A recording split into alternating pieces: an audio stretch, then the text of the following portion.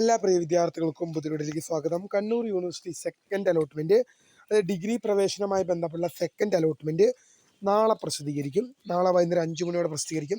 Temporary or permanent admission June 24 മുതൽ 30 തീയതി നടക്കും. ഒരുപാട് വിദ്യാർത്ഥികൾ തന്നെ, എല്ലാ വിദ്യാർത്ഥികളും തന്നെ കാത്തിരിക്കുന്ന ഒരു അലോട്ട്മെൻറ്റാണ് സെക്കൻഡ് അലോട്ട്മെൻറ്റ് എന്ന് പറയുന്നത്. അതായത് പ്രവേശനം കിട്ടിയവരും ഇതുവരെ കിട്ടാൻ ബാക്കിയുള്ളവരും എല്ലാവരും തന്നെ.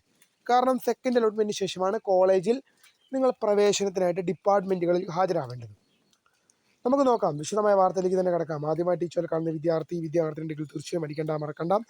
സബ്സ്ക്രൈബ് ചെയ്ത് കൂടെ പറയാൻ പ്രത്യേകം ശ്രദ്ധിക്കുക. സബ്സ്ക്രൈബ് ചെയ്തതിന് നോട്ടിഫിക്കേഷൻ ബെല്ലൈക്കണിലെ ഓൾ ഓപ്ഷൻ എനേബിൾ ചെയ്യുക. ചാനൽ വീഡിയോസ് നിങ്ങൾക്ക് ഉപകാരപ്രദമാകുന്നതിൻ്റെ തീർച്ചയായും ലൈക്കും കൂടി ചെയ്യുക. അതുപോലെ നിങ്ങളുടെ സുഹൃത്തുക്കളിലേക്ക് ഷെയർ ചെയ്ത് കൊടുക്കാനും കൂടി പ്രത്യേകം ശ്രദ്ധിക്കുക. അതുപോലെ നമ്മുടെ ചാനൽ വാട്സപ്പ് ചാനൽ ജോയിൻ ചെയ്യാനുള്ള ലിങ്ക് നിങ്ങൾക്ക് വീഡിയോയ്ക്ക് തന്നെ ഡിസ്ക്രിപ്ഷൻ ബോക്സിൽ നൽകുന്നതായിരിക്കും. അപ്പോൾ നമുക്ക് നേരെ വളരെ സുപ്രധാനവും വളരെ പ്രാധാന്യമറിയിക്കുന്ന വാർത്തയിലേക്ക് തന്നെ കിടക്കാം. കണ്ണൂർ യൂണിവേഴ്സിറ്റി ഡിഗ്രി പ്രവേശന നടപടിക്രമങ്ങളുമായി യൂണിവേഴ്സിറ്റി മുന്നോട്ട് പോകുമ്പോൾ സെക്കൻഡ് അലോട്ട്മെൻറ്റ് നാളെ പ്രസിദ്ധീകരിക്കും. ഏതാണ്ട് എല്ലാ വിദ്യാർത്ഥികളും തന്നെ കാത്തിരിക്കുന്ന ഒരു മെയിൻ അലോട്ട്മെൻറ്റാണ് സെക്കൻഡ് അലോട്ട്മെൻറ്റ്. കാരണം സെക്കൻഡ് അലോട്ട്മെൻറ്റിന് ശേഷമാണ് നിങ്ങൾ കോളേജുകളിൽ, അതാത് ഡിപ്പാർട്ട്മെൻറ്റുകളിൽ നിങ്ങൾ പ്രവേശനത്തിനായിട്ട് ഹാജരാവേണ്ടത്. നിങ്ങൾ സെക്കൻഡ് അലോട്ട്മെൻറ്റ് വന്നതിന് ശേഷമാണ് നിങ്ങൾ കോളേജിൽ പ്രവേശനത്തിനായിട്ട് ഹാജരാവണം എന്നുള്ളത് ഓർത്തിരിക്കുക. അപ്പോൾ ടെമ്പററി ഓർ പെർമനൻറ്റ് അഡ്മിഷൻ എന്തിനാണ്? നിങ്ങൾ ഫസ്റ്റ് അലോട്ട്മെൻറ്റിൽ കിട്ടിയൊരു കുട്ടിയായിരിക്കാം, സെക്കൻഡ് അലോട്ട്മെൻറ്റിൽ ആദ്യമായിട്ട് കിട്ടുന്നൊരു കുട്ടിയായിരിക്കാം. അങ്ങനെയെങ്കിൽ പോലും നിങ്ങൾ പെർമനൻ്റ് ആയിട്ടോ ടെമ്പററി ആയിട്ടോ നിർബന്ധമായി നിങ്ങൾ ജോയിൻ ചെയ്യണം. പെർമനൻ്റ് ആയിട്ട് നിങ്ങൾക്ക് ജോയിൻ ചെയ്യാം, അതുപോലെ തന്നെ ടെമ്പററി ആയിട്ടും നിങ്ങൾക്ക് കോളേജുകളിൽ പോയിട്ട് ജോയിൻ ചെയ്യാൻ സാധിക്കും. എന്നാൽ നിങ്ങൾക്ക് ഒന്നാമത്തെ ഓപ്ഷൻ പ്രവേശനത്തിന് ലഭിക്കുന്ന ഒരു വിദ്യാർത്ഥിയെ സംബന്ധിച്ച് ആ വിദ്യാർത്ഥിക്ക് എന്തു മാത്രമേ ഉള്ളൂ? പെർമനൻ്റ് അഡ്മിഷൻ മാത്രമേ ഉള്ളൂ. ഒന്നാമത്തെ ഓപ്ഷൻ അലോട്ട്മെൻറ്റായി ലഭിക്കുന്നൊരു വിദ്യാർത്ഥിയെ സംബന്ധിച്ച് ആ വിദ്യാർത്ഥിക്ക് പെർമനൻ്റ് അഡ്മിഷൻ മാത്രമേ ഉള്ളൂ. ടെമ്പററി അഡ്മിഷൻ ആ വിദ്യാർത്ഥിയെ സംബന്ധിച്ചില്ല.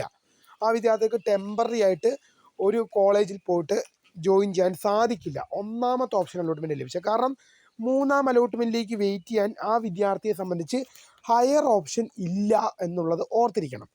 എന്നാൽ ഒന്നാമത്തെ ഓപ്ഷൻ ഒഴികെ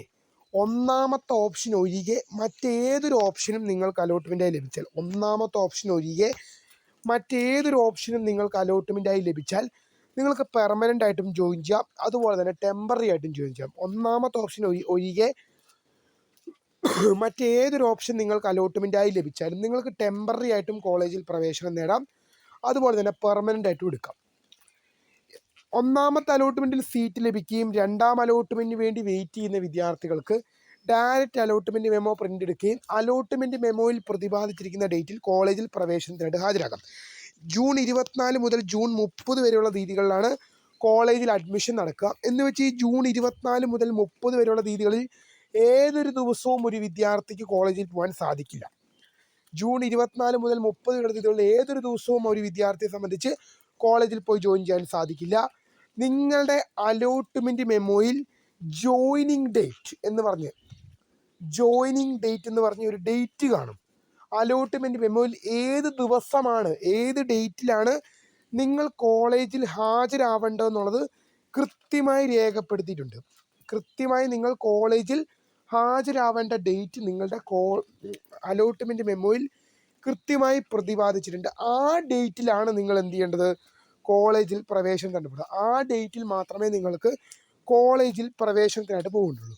അപ്പോൾ പ്രധാനമായും ശ്രദ്ധിക്കേണ്ടത്, നാളെ സെക്കൻഡ് അലോട്ട്മെൻറ്റ് വരുമ്പോൾ ഫസ്റ്റ് അലോട്ട്മെൻറ്റിൽ സീറ്റ് ലഭിക്കുകയും സെക്കൻഡ് അലോട്ട്മെൻറ്റിന് വേണ്ടി വെയിറ്റ് ചെയ്യുന്നൊരു വിദ്യാർത്ഥിയെ സംബന്ധിച്ച് വിദ്യാർത്ഥിക്ക് വേറൊന്നും നോക്കാനില്ല. കാരണം ആ വിദ്യാർത്ഥി യൂണിവേഴ്സിറ്റി ഫീ അടച്ചതാണ്. ജനറൽ കാറ്റഗറിക്കാർ 990 രൂപയും SC/ST കാറ്റഗറിക്കാർ 925 രൂപയും അടച്ചതാണ്. ആ വിദ്യാർത്ഥിക്ക് ഡയറക്റ്റ് അലോട്ട്മെൻറ്റ് മെമ്മോ കിട്ടും. എന്നാൽ സെക്കൻഡ് അലോട്ട്മെൻറ്റിൽ ആദ്യമായിട്ട് സീറ്റ് ലഭിക്കുന്നവർ ഫസ്റ്റ് അലോട്ട്മെൻറ്റ് കൊടുത്തു, അതിൽ കിട്ടിയില്ല. ഫസ്റ്റ് അലോട്ട്മെൻറ്റ് വന്നപ്പോൾ അതിൽ കിട്ടിയില്ല. സെക്കൻഡ് അലോട്ട്മെൻറ്റിൽ ആദ്യമായിട്ടാണ് സീറ്റ് ലഭിക്കുന്നതെങ്കിൽ ആ കുട്ടി ആദ്യം ചെയ്യേണ്ടത് യൂണിവേഴ്സിറ്റി ഫീ അടയ്ക്കുക എന്നുള്ളതാണ്. യൂണിവേഴ്സിറ്റി ഫീ അടച്ചതിന് ശേഷം മാത്രമേ ആ വിദ്യാർത്ഥിക്ക് അലോട്ട്മെൻറ്റ് മെമ്മോ കിട്ടുകയുള്ളൂ. അപ്പോൾ അലോട്ട്മെൻറ്റ് വന്നു കഴിഞ്ഞാൽ നിങ്ങൾക്ക് ഗൂഗിൾ പേ വഴിയായാലും നിങ്ങൾക്ക് പേയ്മെൻറ്റ് അടയ്ക്കാൻ സാധിക്കും. പെട്ടെന്ന് തന്നെ അടയ്ക്കുക. കാരണം എന്ന് പറയുന്നത് 24 മുതൽ പ്രവേശനമാണ്. പല വിദ്യാർത്ഥികളോടും 24 തന്നെ കോളേജിൽ ഹാജരാകാൻ പറയുമ്പോൾ ആ വിദ്യാർത്ഥികൾക്ക് കോളേജിൽ ഹാജരാവണമെങ്കിൽ അലോട്ട്മെൻറ്റ് മെമ്മോ വേണം. ഈ ഫീസ് അടച്ചാൽ മാത്രമേ നിങ്ങൾക്ക് അലോട്ട്മെൻറ്റ് മെമ്മോ കിട്ടുകയുള്ളൂ. ഫസ്റ്റ് അലോട്ട്മെൻറ്റിൽ ഫീസ് അടച്ച വിദ്യാർത്ഥിയെ സംബന്ധിച്ച് അത് പ്രശ്നമല്ല. എന്നാൽ സെക്കൻഡ് അലോട്ട്മെൻറ്റിൽ ആദ്യമായിട്ട് ഫീസ് അടയ്ക്കുന്ന വിദ്യാർത്ഥിയെ സംബന്ധിച്ച് പെട്ടെന്ന് ഫീസ് അടയ്ക്കുകയും അലോട്ട്മെൻറ്റ് മെമ്മോ കൈപ്പറ്റുകയും ചെയ്യേണ്ടതാണ്. തീർച്ചയായും സെക്കൻഡ് അലോട്ട്മെൻറ്റ് നാളെ പ്രസിദ്ധീകരിക്കും. അപ്പോൾ പുതിയ കാണുന്നവരുമായി നമസ്കൃത founder of screen for the കരികടൻ. Thank for watching. ബൈ.